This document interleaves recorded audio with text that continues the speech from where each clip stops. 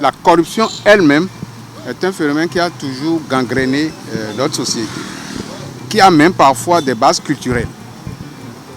Donc, et à partir de là, les différents régimes ont essayé de combattre ce phénomène parce qu'ils l'ont identifié comme un frein au développement de notre pays. Chaque gouvernement a fait ce qu'il a pu, surtout à partir de la révolution d'abord, ensuite Kérékou II, Soglo, qui avait parlé de faire grande gorge aux fossoyeurs de l'économie nationale. Il a fait ce qu'il a pu.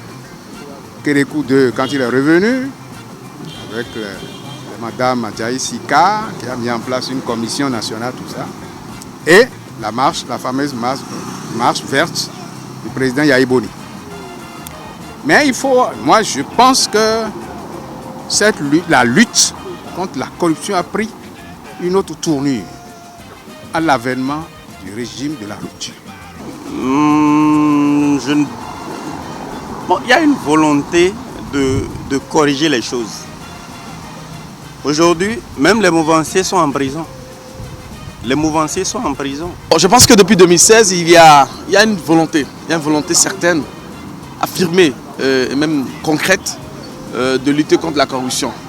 Et ce qui va faciliter ça, c'est non seulement les procédures engagées en matière de dématérialisation qui freinent un peu la question de la corruption, mais il y a toujours des nids. Vous avez vu l'affaire de Anat Gate. Et donc on sent qu'il y a une volonté farouche de lutter contre la corruption et ça, c'est déjà un grand pas. La lutte contre la corruption de M.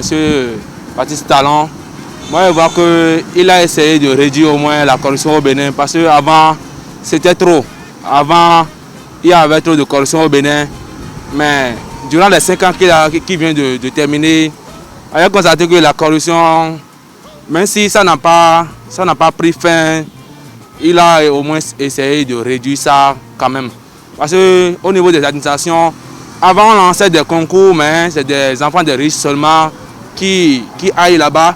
Mais à nos jours, quand on lance, au moins les pauvres entendent. Depuis partir salon 1 jusqu'à maintenant partir salon 2, bon, je pense que effectivement, si on va comparer ce régime-là avec les régimes précédents, je pense que bon, il y a un effort qui est fait sur le plan de la lutte.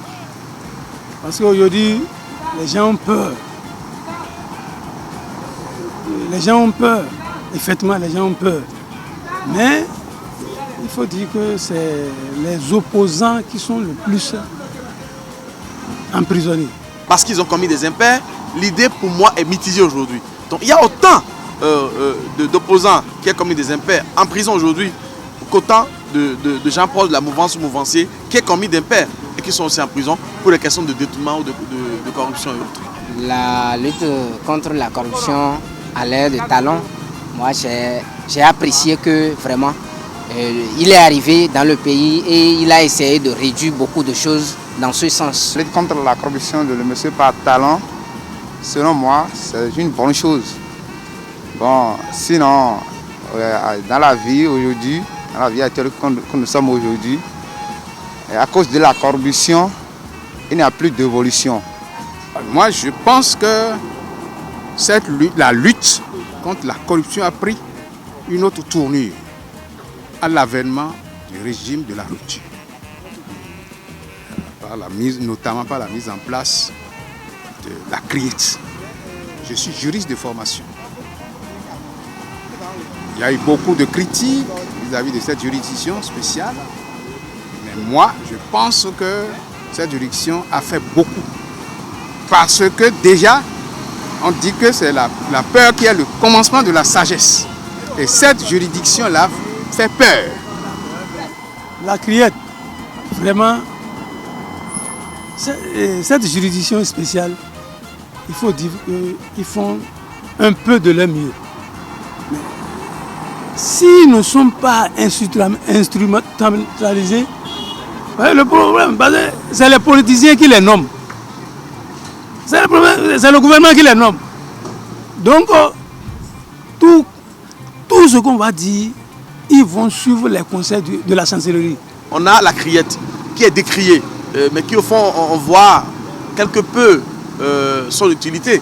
Il y a beaucoup aujourd'hui qui disent, même dans les fonctions administratives, je ne vais pas aller à la criette, je ne vais pas aller à la criette. Mais au fond, la loi 2012 sur la lutte contre la corruption existait avant la criette. Mais cette loi n'était pas vraiment appliquée. Donc la criette est venue comme une juridiction exceptionnelle ou spéciale, je ne suis pas juriste, pour contraindre les gens à vider certains nombres de dossiers liés à la corruption. Donc de ce point de vue, ça c'est un instrument pour moi assez répressif pour lutter contre la corruption. Et cette juridiction-là fait peur à ceux qui gèrent les deniers publics. Et là, on l'a beaucoup attendu, la Cour des comptes, qui n'est arrivée que récemment. Elle va compléter l'arsenal. Beaucoup de gens critiquent les méthodes, les procès qui sont faits ou rendus par les juges de la criette. Mais moi, je pense quand même qu'il y a du positif là-dedans. Ces dernières années, surtout avec le régime de la rupture, tout le monde a commencé par prendre peur. Surtout avec la création de la criette. Quand on dit criette, vous voyez automatiquement, ça saute à l'œil, on crie. Et donc ça fait que désormais, les Béninois ont peur. Tous ceux qui sont nommés désormais savent que quand on fait mal, on se retrouve de l'autre côté. Quand chaque fois on entend criette, quand on va chercher, on entend que c'est les criminels, ils ont arrêté, des gens qui ont corrompu, les gens qui ont volé, voilà. Et avant, c'était pas comme ça. À l'époque des autres régimes, on entend des ministres ont volé l'argent de l'eau, les gens ont fait ci, les gens ont fait ça. De nos jours, ça a diminué, ça a cessé. Donc c'est pourquoi moi j'apprécie vraiment les efforts du gouvernement de M. Patrice Talon. Les vraies preuves, si nous voulons dire les vraies preuves, aujourd'hui il y a plusieurs personnalités qui sont en prison du fait qu'ils avaient essayé de détourner des fonds publics. Et aujourd'hui, ils sont en prison pour ça, ils sont au niveau du CRIET pour ça, parce qu'avant, ils bouffaient les sous, mais personne ne leur dit rien. Et ils disent que c'est eux, après eux, c'est eux encore. Mais au cours de Talon, du régime politique de Talon, quand tu détournes 1 franc, tu dois rembourser. Tu ne rembourses pas, on te met en prison et c'est fini. Mais s'ils vont vont faire seulement la prison et après ils vont ressortir encore, venir bouffer leur argent, ça n'aura servi à grand chose.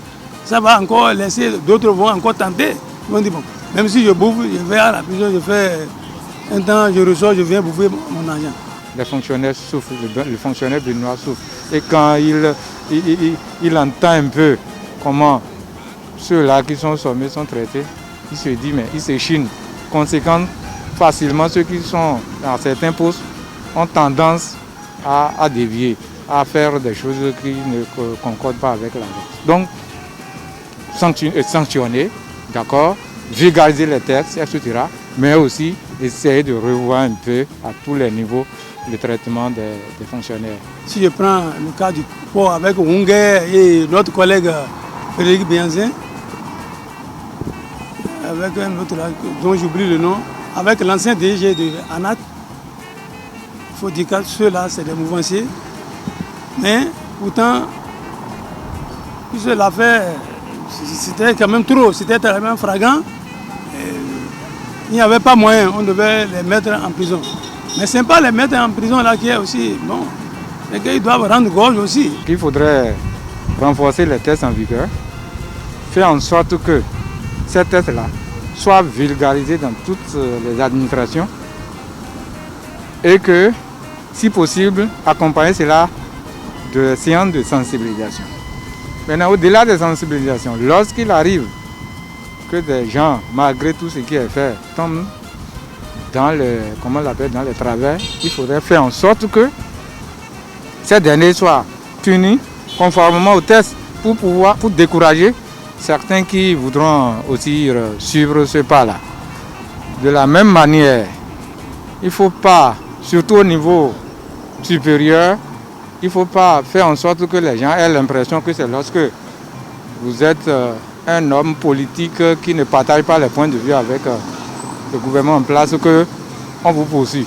quel que soit le bord de la personne, qu'il soit de la mouvance ou bien de l'opposition, qu'il soit, disons, traité équitablement, conformément au texte de la République. Mouvance ou opposition, il n'y a pas de différence selon moi.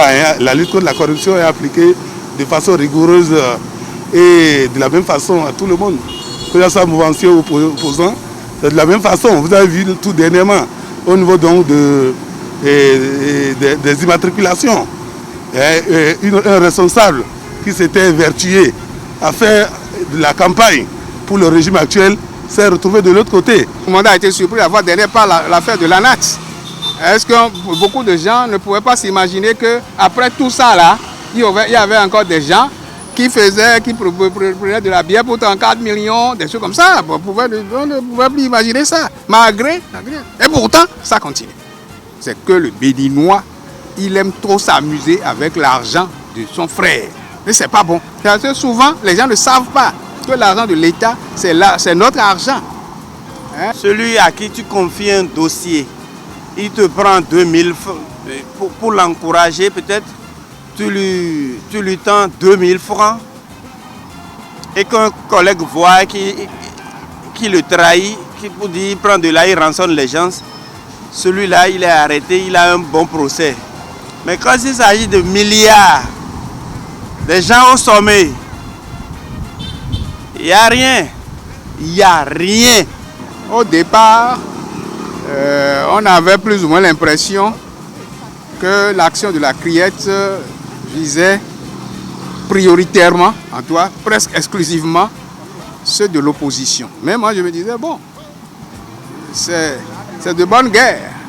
On ne peut pas, la politique c'est comme ça. Bon, mais de plus en plus, il est difficile de soutenir qu'il n'y a que les gens de l'opposition qui sont... On a beaucoup d'autres exemples de gens, de mouvanciers, qui sont passés devant la Criette. Bada Georges, il n'est pas mouvancier, c'est un cas de la mode. Il y a beaucoup d'autres, c'est que je n'ai pas d'exemple tout de suite. Non, on ne peut plus dire ça. Ce ne serait pas juste de dire aujourd'hui que la Criette ne s'occupe que des opposants. Ce n'est pas vrai. Il y a d'autres, la preuve d'ailleurs, puisque l'antichambre de la Criette, c'est la BEF, la brigade. Bon, il y a l'affaire ANAT, l'affaire dernière. Tout le monde sait, une dizaine de gens qui sont... Tout le monde sait qu'Agbeva, c'est un mouvancier très fort. Bon, les gens comme Dayori et autres, qui sont passés. Bon, donc pourquoi va nous... Non. Je ne vais pas donner des noms. Mais des gens qui étaient sous et qui avaient travaillé avec l'ancien régime, aujourd'hui, on commençait par passer de chaîne en chaîne sur les médias. C'est pour dire que depuis 2000, si le Bénin, il y a un monsieur que je ne vais pas citer le nom, il a fait presque toutes les chaînes de la place. Vous allez l'entendre dire, il fait l'émission en français, il fait en fond. Que depuis 1960, si l'actuel dirigeant, si les autres dirigeants avaient fait comme l'actuel dirigeant, le Bénin ne serait pas à ce niveau. Mais j'ai été surpris d'apprendre par la suite qu'il est impliqué dans une affaire de carrière de sable à Calavilla et actuellement il est à Misrété.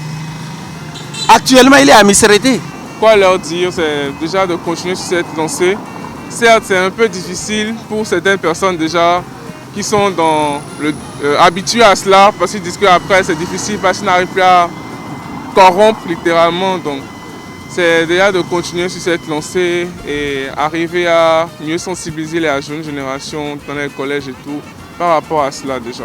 La Côte d'Ivoire, si vous le savez bien, la Côte d'Ivoire est en train de suivre notre exemple maintenant. La Côte d'Ivoire vient de créer une juridiction qui est presque exactement comme la Criette. Maintenant, progressivement, parce que tout est une affaire de contexte. Progressivement, quand la peur va... Parce que je vous ai dit, la peur est le commencement de la sagesse. Quand les Béninois comprendront que non, l'argent du contribuable, il ne faut pas s'amuser avec. Parce que le contribuable a dû souffrir pour payer ses impôts. On ne peut pas s'amuser avec. Quand il comprendra ça, bon, progressivement, tout rentrera dans l'ordre. Et puis, d'ailleurs, il y aura moins de clients de la criette. Et puis, bon, de la Cour des comptes, ainsi de suite. Et puis, ainsi de suite, ainsi de suite. Donc, c'est une affaire d'éducation. Donc, on doit associer à la répression l'éducation permanente.